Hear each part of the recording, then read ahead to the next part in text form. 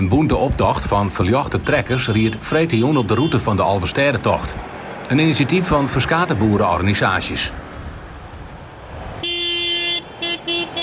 We doen eigenlijk met omdat we ten eerste een leuke festijn vinden. En ten tweede het doel dat we de rit die we maken is voor de oudere mensen, hè, bij de tehuizen langs. En om toch even in deze donkere dagen wat leuks zien te laten. Dat even wat anders als regen en donker weer. Dus fleurig zou je het zelf zien kennen. En we hopen dat we hun daar ook een plezier mee doen kunnen.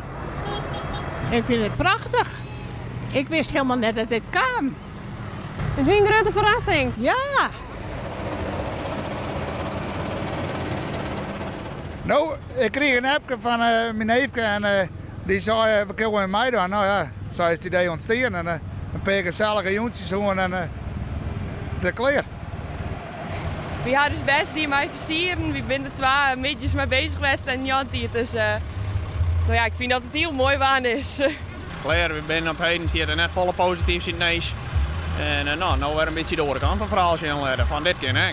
Ja, prachtig toch dat ze dit organiseren. Dit is toch fantastisch? Ja, super.